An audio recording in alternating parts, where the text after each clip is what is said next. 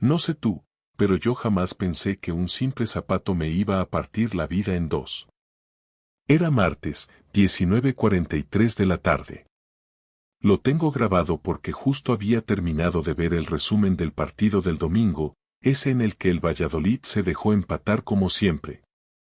Estaba solo en casa porque Irene, mi mujer, se había ido a ver una peli con Carla, su amiga del alma desde el instituto. O eso creía yo. Fui a tirar una bolsa de basura al cubo del salón, y ahí fue cuando lo vi. Un zapato. No era mío. Obviamente. Era un zapato de hombre, tipo mocasín, de esos caros, de piel brillante, con la suela casi nueva. Estaba como escondido detrás del sofá, pero no bien escondido. Como si alguien lo hubiera pateado sin querer. Me quedé mirándolo como un idiota durante un buen rato. Lo primero que pensé fue que algún amigo mío se lo dejó el sábado en la cena. Pero no habíamos tenido cena ninguna. La última vez que vino alguien a casa fue hace 3 semanas, cuando vinieron mis suegros, y a mi suegro no le entra ese zapato ni aunque le amputen los dedos. Ahí fue cuando mi cabeza empezó a correr sola. Cogí el zapato. Talla 43. Mi talla. Hijo puta. Lo olí. No sé por qué. Supongo que buscaba algo que me dijera de quién era. Olía a perfume caro, a ese tipo de colonia que no se compra en Mercadona. Y ahí, en la parte interna, bordado, RM. Con letras doradas. Lo apoyé sobre la mesa del salón y me quedé mirándolo como si fuera una bomba. Y lo peor no era el zapato. Era todo lo que ese zapato significaba. Porque Irene llevaba semanas rara. No distante. Más bien lo contrario. Demasiado simpática. Demasiado cariñosa. Me compraba cosas. Se reía con mis chistes, incluso los malos. Me hacía café los sábados por la mañana sin que yo se lo pidiera. Y yo, como gilipollas, pensaba, qué suerte tengo de tener una mujer como ella. Ahora ya no sabía si eso era amor o culpa. Me senté con el zapato en la mano y empecé a recordar. Hace 2 jueves me dijo que iba al dentista. Volvió casi a las 11 de la noche. Me dijo que la habían hecho esperar. El domingo anterior, salió a correr y volvió en taxi, según ella porque se le torció un tobillo. Pero no cojeaba. Y ahora, esto. El zapato. En nuestra casa. En nuestro salón. Ese salón donde yo puse el maldito parquet con mis manos. Donde celebramos nuestras cenas de Navidad. Donde vi a mi sobrina dar sus primeros pasos.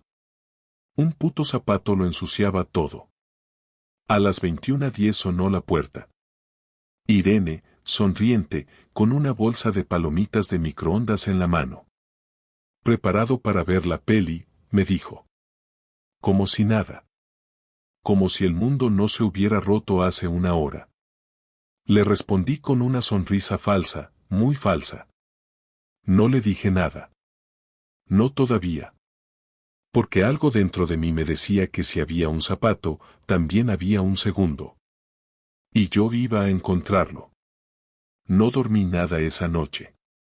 Ni un minuto. Me acosté tarde y me levanté pronto, pero en realidad ni me llegué a echar. Me pasé toda la madrugada en el sofá, con la tele encendida pero sin volumen, mirando al zapato encima de la mesa como si fuera a decirme algo. Ella se durmió enseguida, claro, con esa tranquilidad que ahora me daba más rabia que ternura. Antes me gustaba verla dormida con esa cara de paz, ahora me parecía una especie de burla.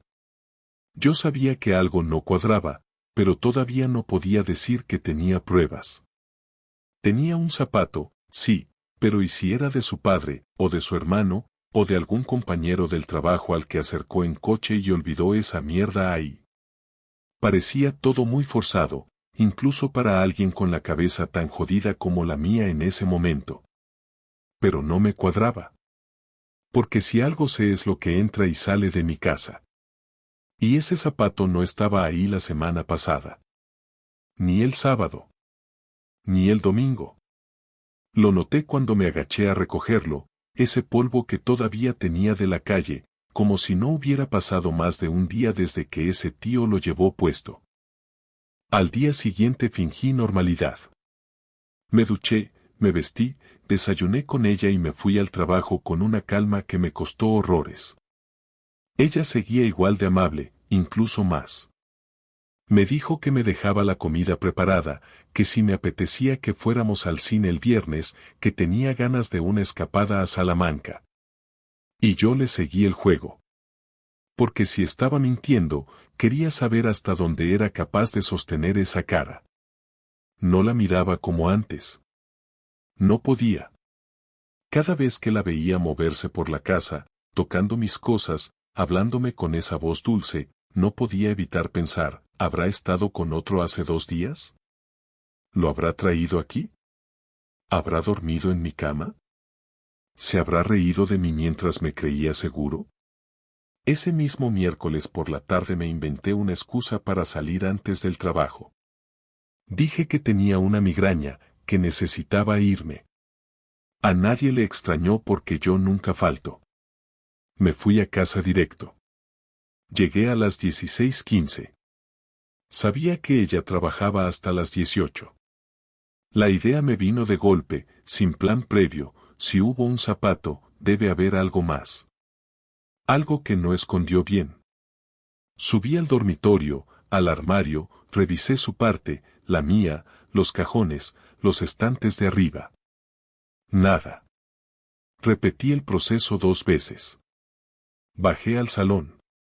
Revisé detrás del sofá otra vez, nada más ahí. Abrí el armario del recibidor. Nada. Me sentía ridículo. ¿Qué esperaba encontrar? ¿Un condón usado? ¿Una nota escrita a mano? ¿Un recibo de hotel?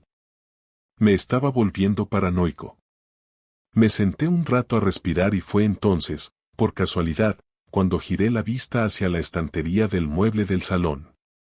Un mueble que tiene una puertecita pequeña donde guardamos cosas que nunca usamos. Ahí están las cartas de cuando viajábamos, algún marco roto, pilas gastadas. Abrí esa puerta sin pensar y ahí estaba. Otro zapato. El otro. El par perfectamente colocado junto al primero, como si alguien lo hubiera dejado ahí intencionadamente. Lo saqué y me quedé helado. No solo era el mismo modelo y talla, sino que dentro tenía algo más, una servilleta de un restaurante de tapas, con la dirección escrita a mano por detrás.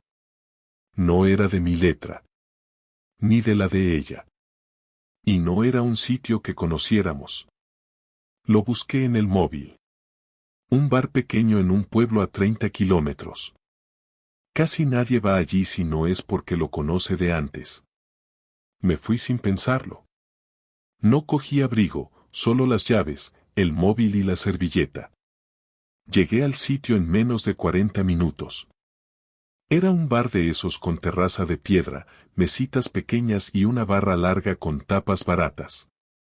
Entré con el zapato metido en una bolsa. Me senté en una esquina y pedí una caña. Observé. Me fijé en el camarero. Era joven, tendría unos 30. No era él, seguro. Había una mujer mayor, también descartada. Me fijé en las fotos de la pared. Había una, enmarcada, de un grupo de personas en la terraza. La típica foto para redes sociales. Y ahí, entre 4 desconocidos, en una esquina, estaba Irene. Con gafas de sol, el pelo recogido, sonriendo. Pero era ella. No cabía duda. Y a su lado, con el brazo por detrás, un tío con camisa blanca, bien peinado, moreno. El mismo estilo que el zapato. Me levanté. Me acerqué al camarero y le pregunté. Perdona, una cosa. La chica de la foto, la de gafas, ¿es clienta habitual? ¿La de la coleta? Sí, claro, viene a veces con Raúl, un tipo que vive aquí cerca. Son majos, siempre se sientan en esa mesa de ahí, me dijo señalando una en la terraza. No, por nada. Me sonaba de algo. Le di las gracias y me fui. Temblando. Con el estómago revuelto.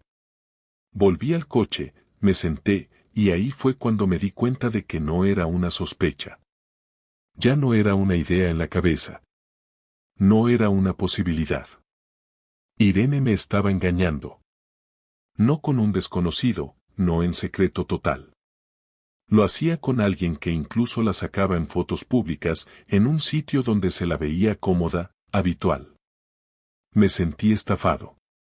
Como si hubieran usado mi cara de tonto para meterse en mi casa, en mi vida, y hacer lo que les daba la gana.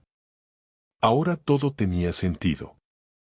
Sus sonrisas forzadas, sus horarios extraños, sus cambios de humor, sus excusas de mierda. Y no era una aventura esporádica. Era algo que llevaba tiempo ocurriendo. Y ella, mientras tanto, me cocinaba, me hablaba de planes, me ofrecía cariño como si todo fuera real. Volví a casa sin saber qué hacer. Me metí en la ducha con ropa, me senté en el suelo y dejé que el agua me cayera encima durante media hora. No lloré.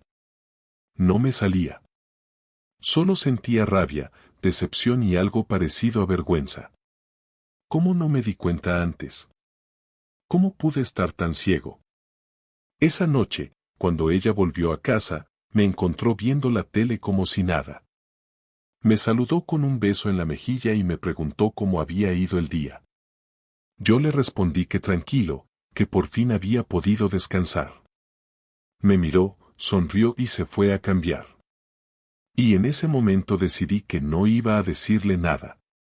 Aún no.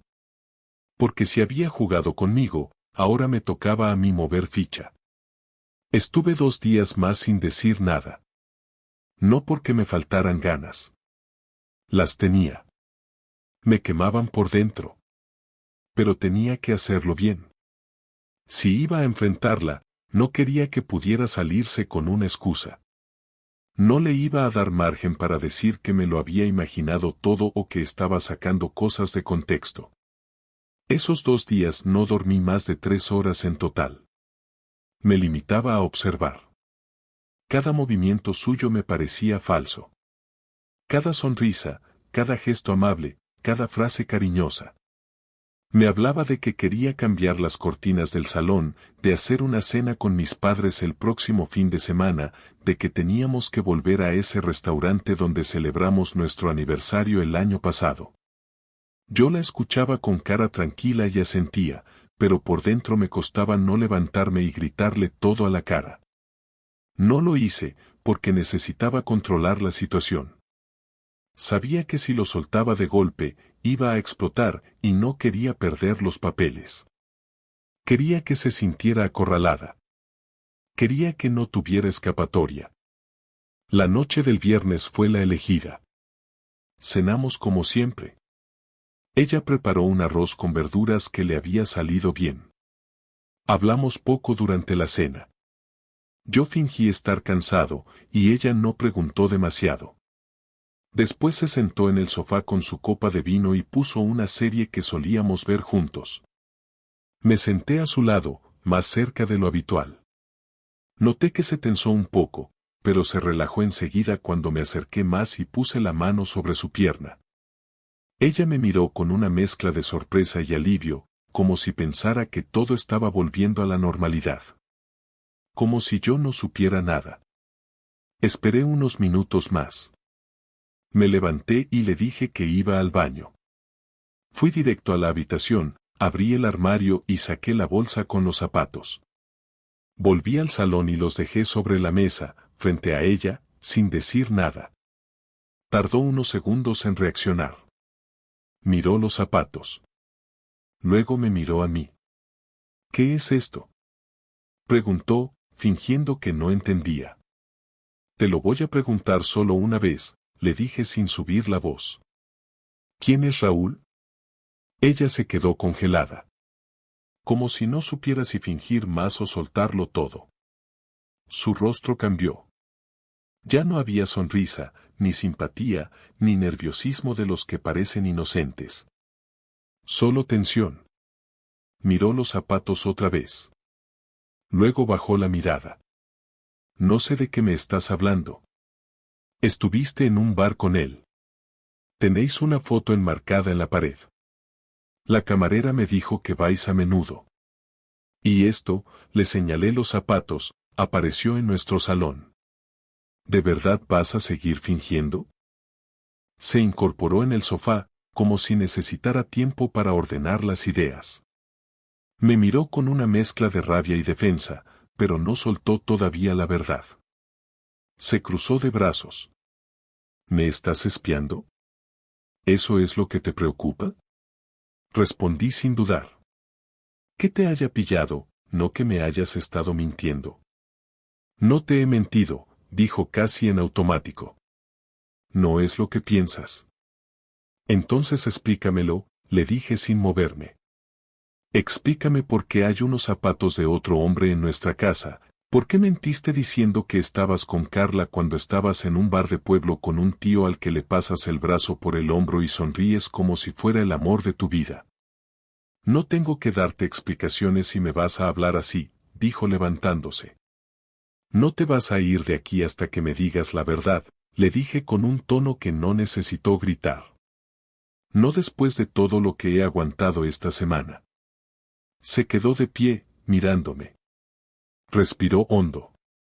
Y ahí fue cuando su cara cambió por completo. Se derrumbó. Ya no fingía. No intentó negar nada más. No puso excusas. Vale, dijo.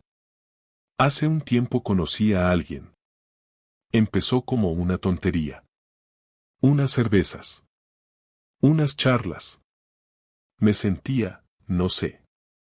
Llevábamos tiempos raros tú y yo. Sentía que ya no te importaba nada. Que todo era rutina. Que yo daba igual. ¿Y qué hiciste? ¿Buscar a alguien que te hiciera sentir especial?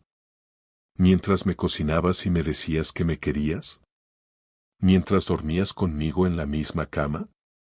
No me lo planteé así, dijo intentando sonar calmada. No fue algo planeado. Fue pasando. Y cuando me di cuenta ya estaba metida. ¿Cuánto tiempo lleváis? Pregunté con la mandíbula apretada. Unos 3 meses, respondió sin mirarme a los ojos. Pero no ha pasado nada más allá de... ¿De qué? ¿De 4 besos? ¿De una cita romántica en un bar de pueblo? Interrumpí sin gritar, pero con los dientes apretados. ¿No te das cuenta de que me has destrozado? No quería hacerte daño, dijo con voz débil. Te lo juro. Pues lo has hecho. Y de la peor forma. Hubo un silencio largo. Ella intentó acercarse, pero me aparté. Me dolía el pecho. No físicamente, no como un infarto. Pero me ardía por dentro. Había escuchado muchas veces eso de que uno no sabe cómo va a reaccionar ante una traición hasta que le toca vivirla. Pues es verdad. No grité. No rompí nada. Pero algo dentro de mí se apagó. ¿Qué vas a hacer? Me preguntó en voz baja. Todavía no lo sé, le respondí sin mirarla. Pero esta casa ya no es lo mismo. Tú ya no eres lo mismo. No quiero perderte, soltó, y por primera vez la vi con miedo real. No te preocupaste de perderme mientras quedabas con otro, le dije levantándome. Ahora ya no depende de lo que tú quieras. Salí al balcón. Cerré la puerta. Me quedé ahí 1 hora, solo, mirando a la calle. Pensando en todo lo que había construido con ella. En los viajes, en las risas, en las noches de sofá y peli. En las pequeñas cosas. Y como todo eso ahora parecía parte de otra vida. No sabía qué hacer, pero sí sabía que lo que había entre nosotros ya no tenía vuelta atrás. Esa misma noche dormimos en la misma cama, pero con medio metro de distancia entre nosotros y un muro invisible más grueso que cualquier pared. No la toqué, no le hablé, no apagué la luz. Ella se durmió antes, o fingió dormir, y yo me quedé mirando al techo, con los ojos abiertos y la cabeza llena de cosas que no podía ordenar. Por un momento pensé en hacer la maleta e irme, pero no iba a ser yo el que se marchara de mi propia casa. No después de que me la llenaran de mentiras y de zapatos de otro. Me levanté a las 5 de la mañana, hice café, me vestí y salí a caminar. Caminé sin rumbo durante 2 horas, por calles que conocía de memoria, pero que esa mañana parecían nuevas, porque nada me parecía familiar. Necesitaba calmarme, pero sobre todo necesitaba decidir qué hacer. No podía quedarme quieto. No podía actuar como si esto fuera un problema más que se arreglaba con una conversación y un par de promesas vacías.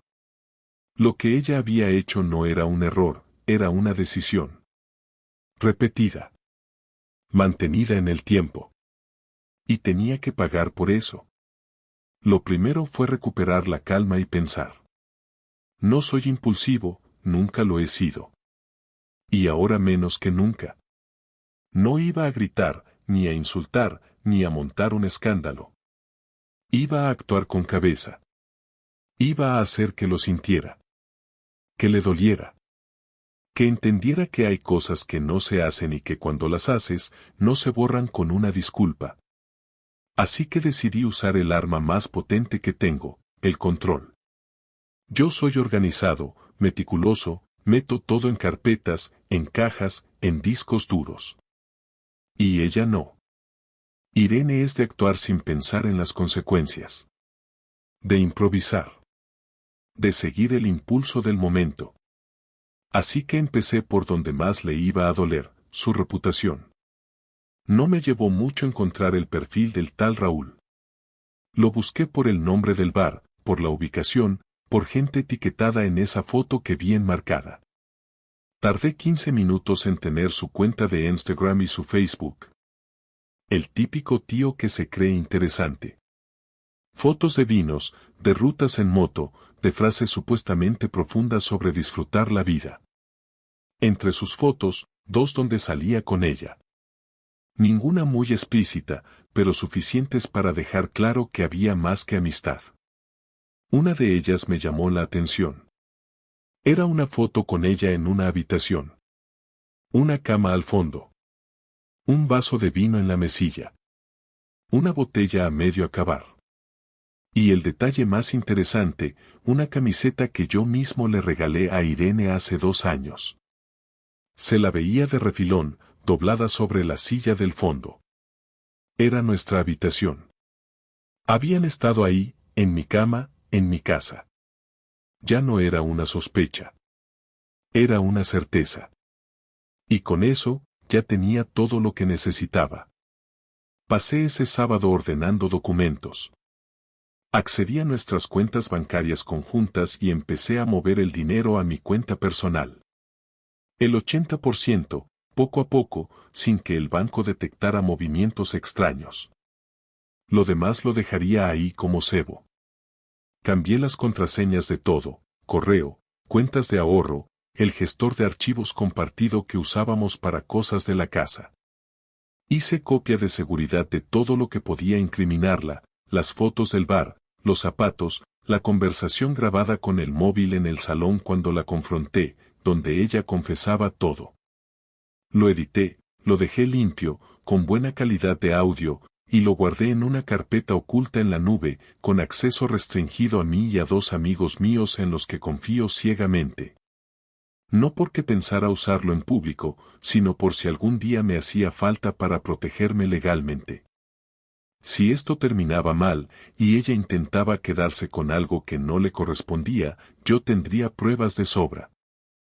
Lo siguiente fue más personal. Algo que sabía que iba a dolerle más que todo lo anterior. Irene tiene una relación muy cercana con sus padres. Son de los que creen en las apariencias, en el que dirán, en la imagen de familia perfecta. Ella los ve cada domingo, come con ellos, les cuenta todo, excepto esto, claro. Así que redacté un correo con toda la información, sin insultos, sin drama, solo con hechos. Les expliqué que su hija me había estado engañando durante meses, que había traído a otro hombre a nuestra casa, que había mentido con total frialdad, y que yo no pensaba quedarme callado. Adjunté las fotos, la transcripción del audio, y les pedí que no me respondieran si era para justificarla. Que solo quería que supieran la verdad. Lo mandé desde una cuenta que tengo solo para emergencias, sin nombre ni firma, para que no pudiera decir que fue un ataque de rabia. Solo hechos. Ni una palabra más. Esa noche cenamos otra vez juntos, pero no hablamos. Ella intentó sacar conversación, pero le respondí con monosílabos. No por rabia, sino por estrategia. Cuanto más silencio, más nerviosa se ponía. Y cuanto más nerviosa, más empezaba a mostrar su verdadero carácter. Al día siguiente, el domingo, a las 10 de la mañana, su móvil no paraba de sonar. Eran sus padres. Supongo que ya habían leído el correo.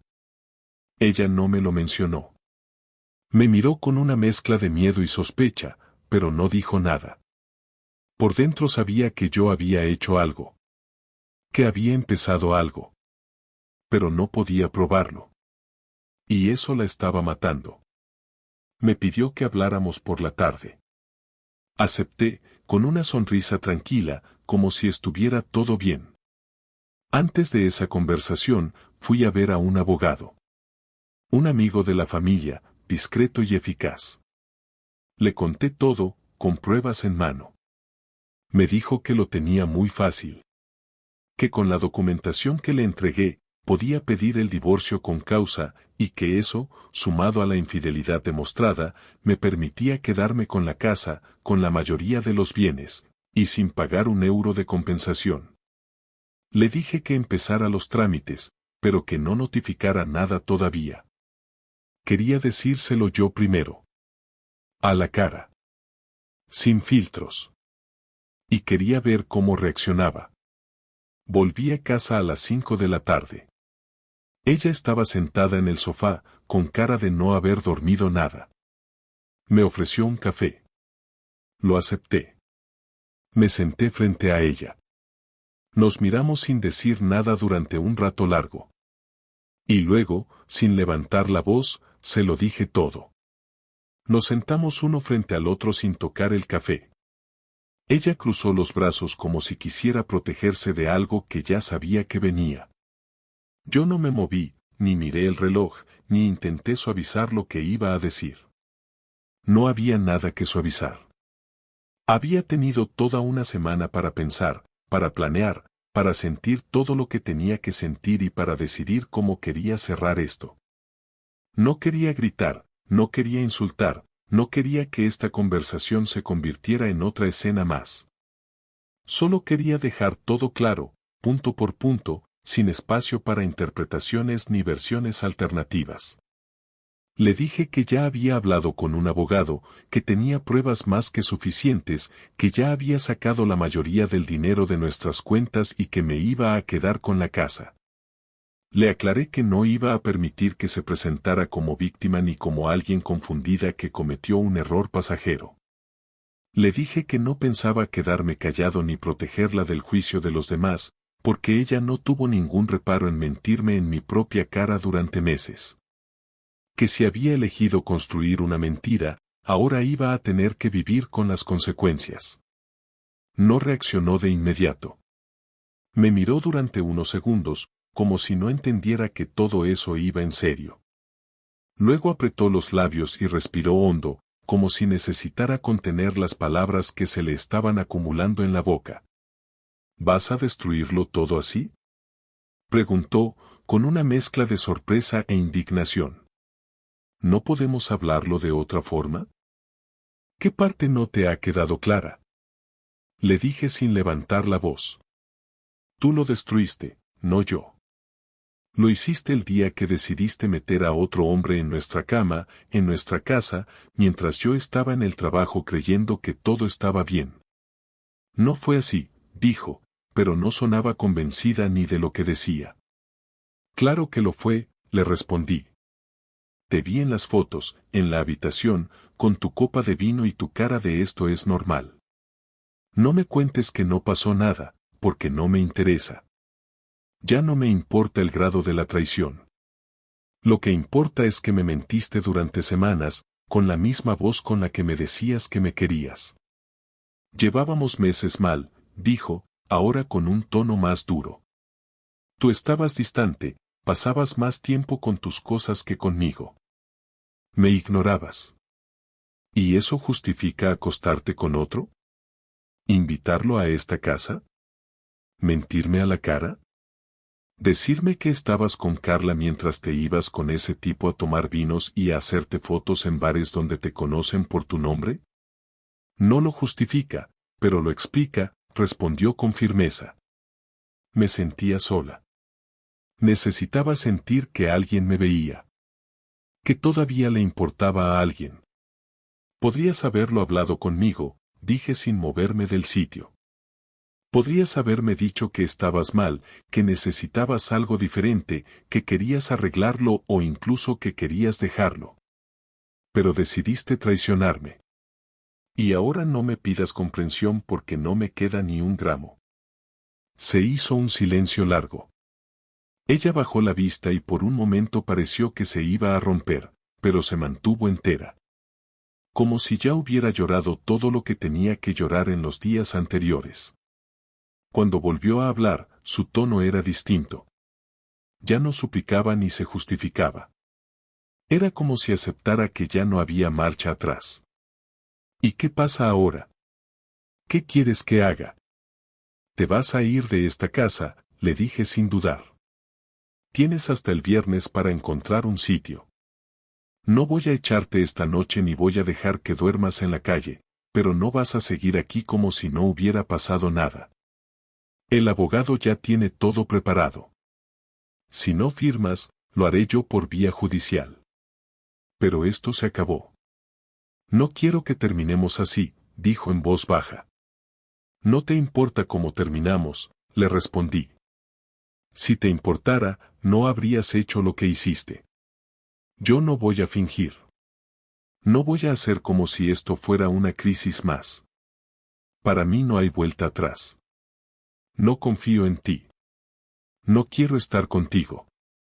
Y no voy a quedarme en una relación donde soy el último en enterarse de todo. ¿Y todo lo que construimos? Preguntó como último intento. ¿Todo lo que vivimos? Se fue a la mierda el día que decidiste que era buena idea sentarte en una terraza con otro tipo mientras me mentías por WhatsApp. El día que pusiste tu ropa interior en mi cama para otro. Ahí se acabó todo. Volvió a quedarse en silencio. Esta vez no había respuesta. No había argumento que pudiera usar. Me levanté, fui a la habitación y empecé a sacar sus cosas del armario. No tirándolas, no rompiendo nada, simplemente sacándolas y poniéndolas en bolsas. Ella entró detrás de mí y se quedó en la puerta mirándome. ¿Ya está? ¿Así se acaba? Ya se acabó. Solo faltaba decirlo en voz alta. No discutió más. No lloró. No intentó detenerme. Se fue al salón y se sentó en silencio. Yo seguí ordenando todo durante más de una hora. Luego salí de casa y me fui a casa de mi hermano. Le conté todo, sin filtros. Le pedí que me dejara quedar unos días para no verla, para no compartir el mismo techo. Me dio las llaves sin preguntar nada más. A la mañana siguiente, recibí un mensaje de Irene. Me decía que iba a irse a casa de sus padres, que no quería alargar esto más de lo necesario, que firmaría lo que hiciera falta. No respondí. No hacía falta. Ya no quedaba nada más por decir. Han pasado 3 semanas desde que Irene salió de la casa. El viernes que le di como plazo no hizo falta empujarlo, se fue 2 días antes, sola, sin decir nada más. Me dejó las llaves encima de la encimera y una nota que ni leí entera. La vi doblada, con mi nombre escrito en la parte de arriba, la abrí, leí las 3 primeras líneas, y la rompí. No quería explicaciones tardías ni despedidas emocionales. No me interesaba saber cómo se sentía, ni qué había pensado, ni si tenía remordimientos o no. Ese tiempo ya había pasado. Ahora solo me interesaba recuperar mi espacio y mi estabilidad. Volví a casa el mismo viernes por la tarde. La encontré limpia, ordenada y sin rastros de ella. Había vaciado el armario, se había llevado su escritorio, sus libros, algunos cuadros, la cafetera esa que le gustaba tanto y hasta sus cojines del sofá. Me pareció bien. Cada cosa que faltaba era algo menos que me recordaría a ella. Abrí las ventanas, ventilé, cambié las sábanas, puse música. No para sentirme mejor, sino porque quería recuperar la rutina. Quería que ese lugar volviera a ser mío. Me preparé una cena sencilla, me senté en la mesa y comí solo, sin pensar demasiado. Dormí con la puerta del dormitorio abierta, algo que no hacía desde que vivíamos juntos. No fue una gran noche, pero fue la primera noche tranquila en mucho tiempo. Las semanas siguientes fueron un poco raras. No tristes. Raras. Como si todo estuviera demasiado en silencio. No por la falta de ruido literal, sino porque no había más tensión. No había que fingir, ni pensar que estaba ocultando la otra persona, ni revisar horarios ni mentiras. Me levantaba, iba al trabajo, comía, volvía a casa, y todo era predecible. Por primera vez en meses, podía mirar el móvil sin temor a encontrar algo desagradable. Podía abrir el armario sin ver ropa que no era mía. Podía sentarme en el sofá sin preguntarme si alguien más había estado ahí antes que yo. Me encontré con algunas personas que sabían lo que había pasado. Algunos amigos, compañeros del trabajo, incluso algún vecino que se había enterado por la familia de Irene. No fui contando nada, pero tampoco lo escondí. Si alguien preguntaba, respondía con la verdad. Sí, nos separamos. Sí, fue por una infidelidad. No, no hay vuelta atrás. No quiero más explicaciones. Y así fui marcando los límites. Porque una cosa que aprendí en todo este proceso es que uno no tiene por qué disimular cuando le hacen daño, pero tampoco tiene por qué convertirlo en espectáculo. Lo viví como lo viví, tomé decisiones que para algunos pueden parecer frías, pero fueron las que me permitieron recuperar el control. No hice nada que no fuera justo. No volví a hablar con Irene. Ni un mensaje, ni una llamada, ni un intento de reconciliación. Nada. Creo que ella entendió que había cruzado una línea que no se puede deshacer. Que hay cosas que no tienen reparación. Y eso me hizo todo más fácil. Porque el peor escenario para mí habría sido tener que escuchar disculpas falsas, excusas sobre el momento, sobre la confusión, sobre lo que faltaba en la relación. Yo no necesitaba a alguien perfecto, ni constante, ni emocionalmente disponible a todas horas. Solo necesitaba una persona leal. Y eso fue lo único que no me dio. Lo más difícil no fue perdonarla. Porque no la perdoné, y tampoco lo necesito. Lo más difícil fue reconocer que el amor no basta. Que por mucho que uno quiera a alguien, si esa persona decide destruir la confianza, ya no hay base para seguir. Lo entendí después de verla mentirme con tanta naturalidad. Después de ver cómo podía contarme cosas cotidianas mientras mantenía otra vida a mis espaldas. Eso me hizo darme cuenta de que el problema no era yo. Ni mi carácter, ni mi rutina, ni mi forma de ser. El problema fue su falta de respeto. Su elección de no hablar antes, de no ser honesta cuando todavía tenía la opción de serlo. A veces me preguntan si echo de menos algo.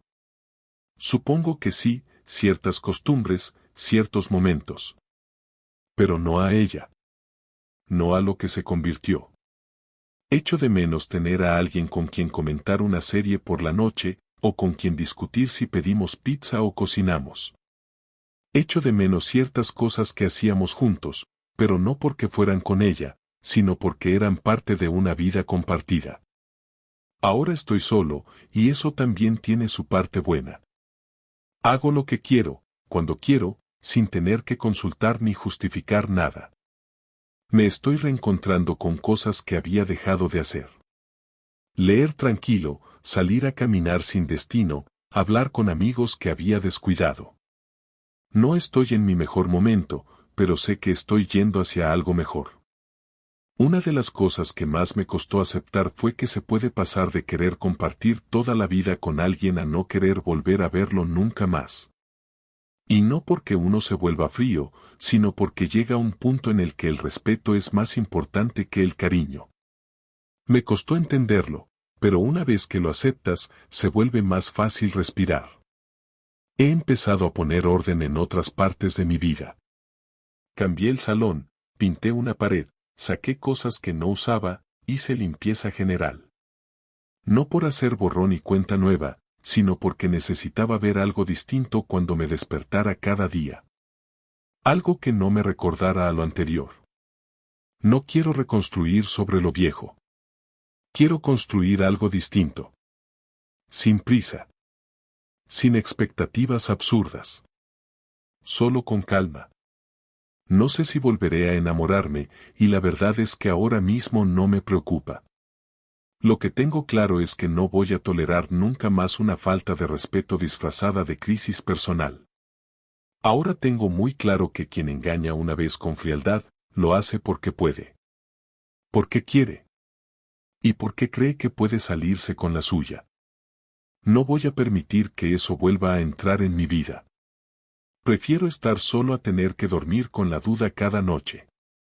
Si alguien está pasando por lo mismo y lee esto, le diría que no espere el momento perfecto para actuar. Que el dolor no se va, pero tampoco dura para siempre. Que la decisión difícil es la que te devuelve la dignidad. Y que cuando uno recupera el control, recupera también la paz. Y eso, al final, es lo único que realmente importa.